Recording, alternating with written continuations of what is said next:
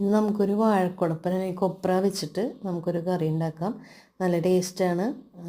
എനിക്ക് നല്ല ഇഷ്ടമുള്ള കറിയാണ് കേട്ടോ. വെറുതെ കുഴപ്പൻ്റെ കുറച്ച് തൊലി ഇങ്ങനെ പൊളിച്ച് കളയുക. അതിന് ശേഷം ഇതുപോലെ കുഞ്ഞാക്കി അരിയുക, വളരെ നൈസാക്കി അരിയുക. അതൊന്ന് വെളിച്ചെണ്ണയിൽ തിരുമണം, അത് കാണിച്ചിട്ടില്ല. അത് കഴിഞ്ഞ് സാധാരണ നമ്മൾ കറി കാച്ചണ പോലെ തന്നെ ഉപ്പേരിയൊക്കെ കാച്ചില്ല, അതുപോലെ തന്നെ ചുവന്നുള്ളി വെളിച്ചെണ്ണയിൽ മൂപ്പിച്ചെടുത്തതിന് ശേഷം അതിലേക്ക് മുളക് പൊടി മഞ്ഞൾപ്പൊടി ഇടുക. അതൊന്ന് മൂത്ത് കഴിയുമ്പോൾ വേണം, മുളക് പൊടി മഞ്ഞൾപ്പൊടി ഒന്ന് മൂത്ത് കഴിയുമ്പോൾ അതിലേക്ക് ഈ കൊപ്ര നമ്മൾ ചെയ്ത് വെളിച്ചെണ്ണയിൽ ഒന്ന് പുരട്ടി കൈ കൊണ്ടൊന്ന് തിരുമ്മി വെച്ചതെടുത്തിട്ട് ആഡ് ചെയ്യാം. ഇപ്പോൾ വളരെ എരിവ് കുറവായതുകൊണ്ട് തന്നെ വളരെ കുറച്ച് ഇട്ടിട്ടുള്ളൂ. നിങ്ങളുടെ എരിവനുസരിച്ച് നിങ്ങൾക്ക് മുളക് പൊടി ആഡ് ചെയ്യാം കേട്ടോ.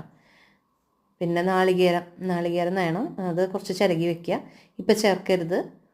ഇത് കൊപ്ര ഒന്ന് നമ്മളെല്ലായിടത്തും ഒന്ന് ആക്കിയതിന് ശേഷം വേണം കൊപ്രയിലോട്ട് ഈ നാളികേരം ആഡ് ചെയ്യാനായിട്ട്. നാളികേരം കറിവേപ്പിലയും കൂടി ആഡ് ചെയ്യാം കേട്ടോ.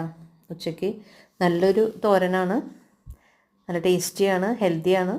ഓക്കെ, എല്ലാവരും ട്രൈ ചെയ്ത് നോക്കണേ.